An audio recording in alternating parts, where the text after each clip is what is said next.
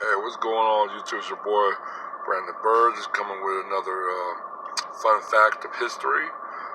Let's talk about the origin of leprechaun. I know right now. I think I touched a little bit about the leprechaun origin, and it's the fairies and fairy tale, pot of gold, rainbow, and etc. etc. The little green guys and green suits and everything else. Well, in some aspect, in some cultures of old Celtic and rituals, or whatever like that, leprechauns were actually demonic, or played to be demonic, or something like a witcheries or something like that. But I really need to just say the base on leprechaun that didn't really come to about till maybe around the seventh, not really, around the third or fourth century. Um, there was a people called the Pygmies, and I think I mentioned them. They're actually a very short status Bantu tribe, almost similar to close to dwarfism. They're very small. I think they're no bigger than like 4 feet or 5 feet, no bigger than 5 feet, but they around the 4 feet region, like almost like dwarfism. And they're a very ancient people, but they're also very nomadic. They travel. Bantu is very nomadic. They travel a lot of places. A lot of places in Africa got Bantu origins. A lot of places, certain areas of Aranesian region, that's like going towards Melanesian and so forth. They also have a little bit of trace of Bantu.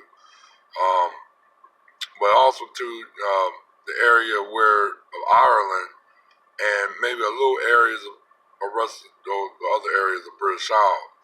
Um, but yeah, they were actually encountered by the Romans, and more specifically of the dude named St. Patrick. I'll probably touch a little with him, probably in maybe other videos.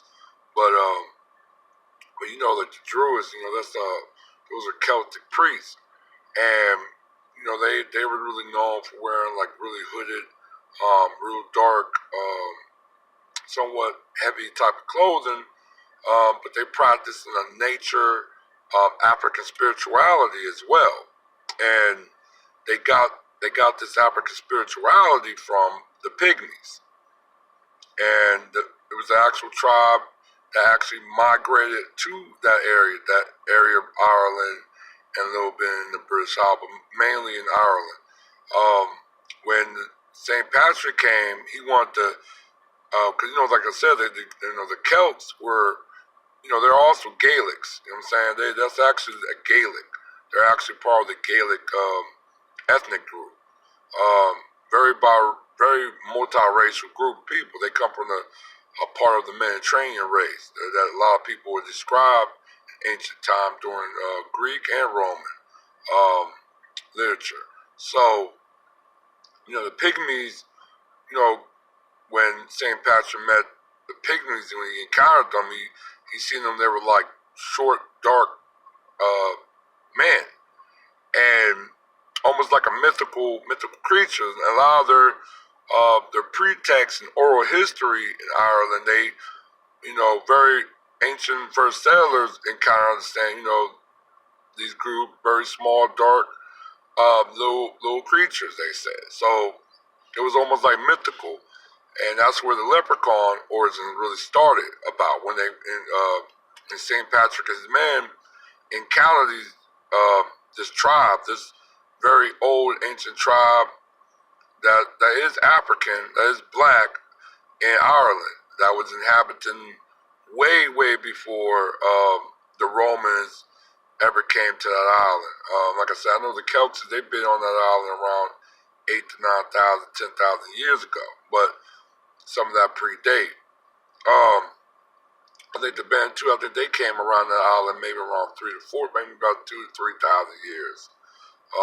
Maybe 1,000, 2,000 years, maybe before the Romans actually discovered them. But they have histories longer than that. Because I know the Celtics been on Ireland since about, let's just say they could trace their origin almost like to 8 to 9,000. So there's a lot of connection between the two. But yeah, like I said, when the Romans and St. Patrick came, he had orders from the church, but also from Rome itself, to convert the Celts, or I'll say Gallics, into Christianity, or into Catholicism. And so what that would predate means he had to slaughter. Basically, he slaughtered a lot of the Druids, and he slaughtered pretty much the Pygmy people.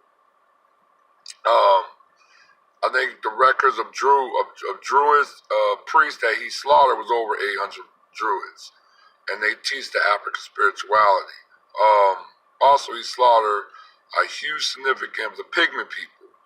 So that's why you really don't see them in Ireland no more. They was killed off. They were pretty much, it was almost like it was a genocide. You know what I'm saying? It was a genocide. And only maybe some evidence of the Pygmies ever being there is if you do a DNA test or a genetic type of testing with the Irish people, Irish people or certain community Irish, they might show a little bit of trace.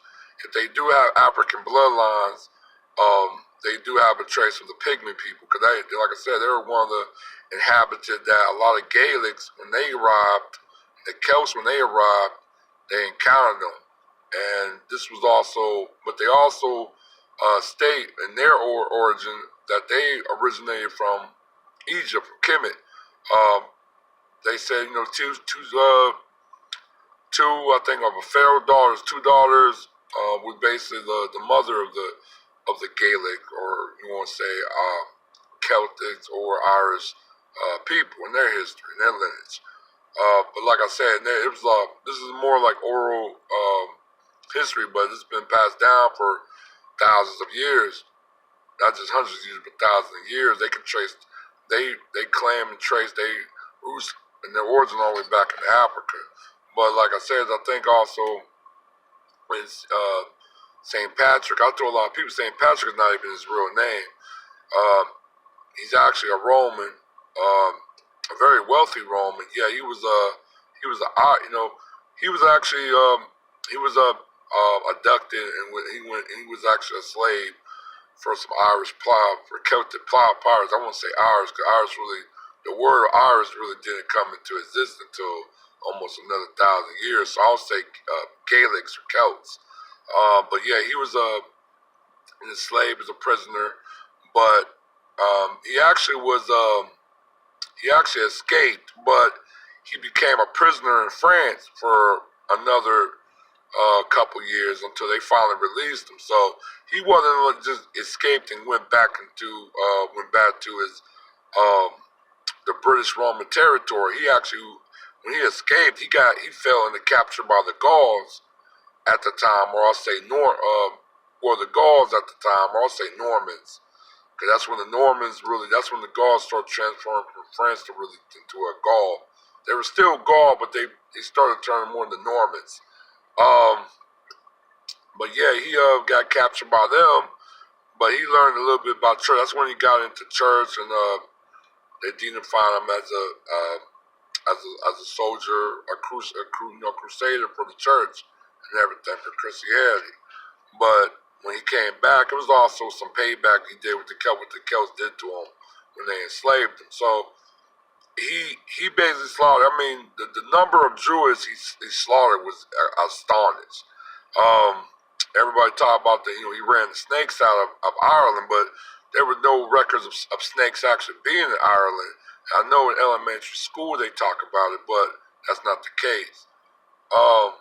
But yeah, man, like I said, but yeah, him predate finding the saying of leprechaun. That actually came from a black, very small dwarf like group of Africans that were originally, that are Bantu nomads, tribe that they encountered that was alongside with the Druids and the Celtic people, teaching the African ways and African spirituality. So that's where the leprechaun came out of. Like I told a lot of people, man, a lot of these myths that you hear actually come somewhat based on true facts. Some can be very dark. I mean, majority is dark. If it's coming from, especially in American society, about Europeans, history and so forth, it got a lot of dark undertones in that. But yeah, man, that's including today for the fun fact of history. All right, one.